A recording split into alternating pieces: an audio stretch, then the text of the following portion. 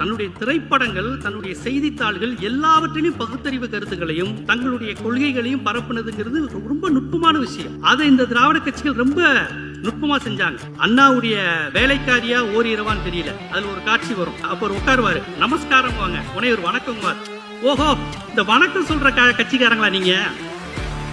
யோசிச்சு பாருங்க, வணக்கம் சொல்ற கட்சி. ஏன் அன்னைக்கு வடமொழி இல்லாம தனித்தமிழ் பேர் வைக்கிறது, வணக்கம் சொல்றது, மகிழ்ச்சின்னு சொல்றது, இதையெல்லாம் உருவாக்குன கட்சி. நீங்க புதுசா ஒரு கட்சிக்காரங்க உருவாக்கியிருக்காங்க, தமிழ்லயே பேசுவாங்க.